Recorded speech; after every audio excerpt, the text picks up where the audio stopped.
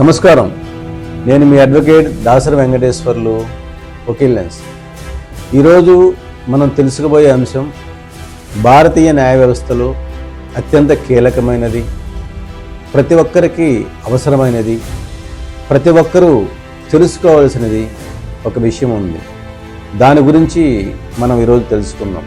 Court తీర్పు రాకముందు విచారణ సమయంలో ప్రతి వ్యక్తి తన వ్యక్తిగత స్వేచ్ఛను పొందేందుకు చట్టం కల్పించిన హక్కునే బెయిల్ అంటారు.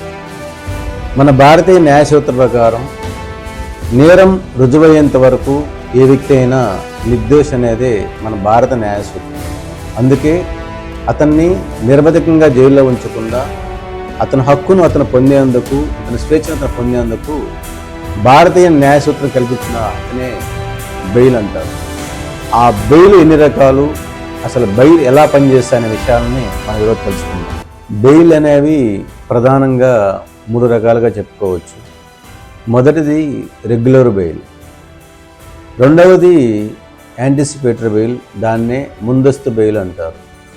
మూడవది ఇంటీరియం బెయిల్. మొదటిది రెగ్యులర్ బెయిల్ అంటే ఒక వ్యక్తిని ఇదివరకే అరెస్ట్ చేసి జ్యుడిషియల్ రిమాండ్ పెట్టినప్పుడు సదరు వ్యక్తి తరపున లాయర్ గారు కోర్టులో బెయిల్ వేసి వాదించి ఆ బెయిల్ని తీసుకొచ్చి తనని విడిపించడం అనే రెగ్యులర్ బెయిల్ అంటారు. ఆ బెయిల్ అనేది సంబంధిత మేజిస్ట్రేట్ కోర్టులో కానీ జిల్లా కోర్టులో కానీ, అంటే కేసు తీవ్రతను బట్టి సంబంధిత కోర్టులో ఆ బెయిల్ మంజూరు చేయడం జరుగుతుంది.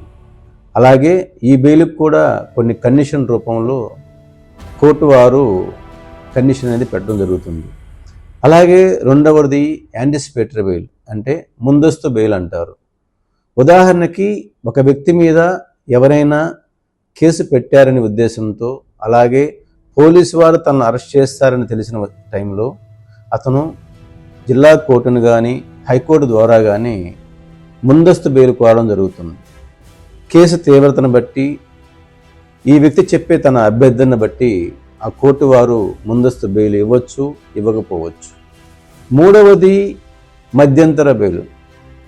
పై 2 బెయిల్ మధ్యలో ఉన్నప్పుడు, అంటే రెగ్యులర్ బెయిల్ కానీ యాంటిసిపేటరీ బెయిల్ జరుగుతున్నప్పుడు వాళ్ళ ఫ్యామిలీ మెంబర్స్కి ఏమైనా ఇబ్బంది వచ్చినా, చనిపోయినా, ఈ వ్యక్తి అవసరాలు ఆ కుటుంబానికి అవసరమైనప్పుడు ఆ టైంలో కొంతకాలం అతని అవసరం ఆ కుటుంబానికి అవసరమయ్యే విధంగా మధ్యంతర బెయిల్ అంటే ఇవ్వడం జరుగుతుంది.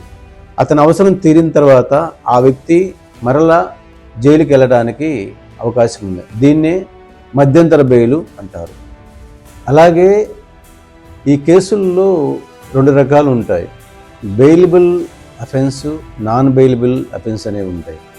బెయిలబుల్ అఫెన్స్ అంటే చిన్న చిన్న గొడవలు, ఉదాహరణకి చుట్టుపక్కల గొడవలు ఉంటాయి, ఇళ్ళ దగ్గర మధ్యస్థాలు ఉంటాయి. ఇలాంటి గొడవలకు వీలైతే స్టేషన్లోనే స్టేషన్ బిల్ ఇవ్వడం జరుగుతుంది, లేదా సంబంధిత జ్యుడిషియల్ మేజిస్ట్రేట్ దగ్గర త్వరగానే బెయిల్ తెచ్చుకోవడానికి అవకాశం ఉంటుంది. అది కాకుండా నాన్ బెయిలబుల్ అఫెన్స్ అంటారు. అంటే ఒకవేళ హత్య లాంటివి, లేదా దారుణమైన మర్డర్ లాంటివి, లేదంటే తీవ్రమైన గొడవలు, ఆయుధాలతో దాడి జరిగినప్పుడు ఇలాంటివి నాన్ బెయిలబుల్ అఫెన్స్ కిందకి వస్తాయి. వీటికి కంపల్సరీగా ఆ వ్యక్తిని రిమాండ్ పెడతారు. రిమాండ్ పెట్టిన తర్వాత అతని కేసు తీవ్రతను బట్టి, లాయర్ వాదించే విధానాన్ని బట్టి, ఆ గ్రావిటీ అతని అవసరం ఎలా ఉందో చూసుకొని జడ్జి గారు బెయిల్ ఇవ్వచ్చు, లేదా ఇవ్వకపోవచ్చు. కానీ బెయిల్ ఇచ్చే సమయంలో కూడా అది రెగ్యులర్ బెయిల్ అయినా, యాంటిసిపేటరీ బెయిల్ అయినా, మధ్యంతర బెయిల్ అయినా సరే కొన్ని కండిషన్ రూపంలో కోర్టు వారు అతన్ని బయటకు వదులుతారు. అవి ఏంటంటే, మొదటిది పూచీకత్తు ఇవ్వాలి. అంటే సంబంధిత ఫ్యామిలీ మెంబర్స్ కానీ, లేదా వాళ్ళ బంధువులు ఎవరైనా సరే సెల్ఫ్ బాండ్ కానీ, అంటే జడ్జి గారు ఇచ్చిన ఎంతైతే వాల్యూ ఉందో అతను తర్వాత వాయిదాలకి కోర్టుకు రాకపోతే మీరు హామీ ఉంటారనే ఉద్దేశంతోనే వాళ్ళ బంధువుల ద్వారా కానీ ఇంకెవరి ద్వారా సెల్ఫ్ బాండ్ అడగడం జరుగుతుంది. లేదా పూచీకత్తుగా వాళ్ళ ప్రాపర్టీస్ని కోర్టు వారు జామీనుగా అడుగుతారు. ఒకవేళ ఆ వ్యక్తి తప్పనిసరిగా వాయిదాలు రాకుండా ఉంటే ఆ పూచీకత్తు వాల్యూని కోర్టుకి సంబంధిత బాధితులు బంధువులు కట్టవలసి వస్తుంది. అలాగే ఆ కేసు జరిగినంత కాలం ఆ వ్యక్తికి కొన్ని కండిషన్లు పెడతారు. ఎవరైనా సరే బెయిల్ మీద బయటికి వెళ్ళినప్పుడు ఏ సాక్షినైనా సరే వీళ్ళ ఇన్ఫ్లుయెన్స్ ఉపయోగించి అతన్ని భయపెట్టకూడదని, లేదా ఇంకొకటి అతను ఇండియా దాటి పోకూడదని, లేదా ప్రతి శనివారము, ప్రతి ఆదివారము, ప్రతి సోమవారము సంబంధిత స్టేషన్కి వెళ్ళి పొద్దున 9 నుంచి సాయంకాలం 5 గంటల లోపల సంతకం పెట్టాలని చెప్పేసి, లేదా కొన్ని కండిషన్లు సాక్ష్యాలను తారుమారు చేయకూడదనేసి ఇలా కండిషన్లు పెట్టి మాత్రమే బెయిల్ ఇవ్వడం జరుగుతుంది. వీటిలో ఏమాత్రం ఆ వ్యక్తి ఒబే చేయకుండా వాటిని కోర్టును ధిక్కరిస్తే ఆ బెయిల్ రద్దయ్యి తిరిగి ఆ వ్యక్తి మళ్ళీ జైలుకి వెళ్ళడం జరుగుతుంది. కాబట్టి బెయిల్ ఎలా ఇస్తారో అలాగే కఠినమైన ఆంక్షలు కూడా ఆ వ్యక్తికి ఉంటాయి. కాబట్టి బెయిల్ పైన వచ్చే వ్యక్తులు కూడా కోర్టు నిర్ణయాన్ని వాళ్ళు అనుసరించి ఆ పద్ధతులు పాటించి బెయిల్ మీద బయట ఉండాలి. అలాగే చాలామందికి ఒక అపోహ ఉంటుంది, కేసులో బెయిల్ మీద వచ్చేసాము, కేసు పూర్తయిపోయిందని చాలామంది అనుకుంటారు. బెయిల్ అనేది తాత్కాలిక రిలీఫ్ మాత్రమే, అంటే నీ వ్యక్తిగత హక్కు అది. కాబట్టి నువ్వు నీ నేరం రుజువయ్యేంత వరకు నువ్వు నిర్దోషివే, కానీ నేరం రుజువైతే నువ్వు ముద్దాయి అవుతావు. కాబట్టి నీ కేసు విచారించేంత వరకు నీకు బెయిల్ మీద కండిషన్తో మాత్రం బయట ఉంటావు. అలా అని కేసు కొట్టేయడం మాత్రం జరగదు. ఒకవేళ కేసులో నువ్వు నిర్దోషిగా నిరూజన అయితే కోర్టు వారే నీ కేసుని కొట్టేసి నేను పూర్తిగా బయట ఉండడానికి నీ హక్కుని నీకు కల్పిస్తారు. బెయిల్ అనేది తప్పు చేసిన వాడికి కాపాడే సాధనం కాదు. నిర్దోషి తన స్వేచ్ఛను కాపాడుకోవడానికి చట్టం ఇచ్చిన ఒక వరం.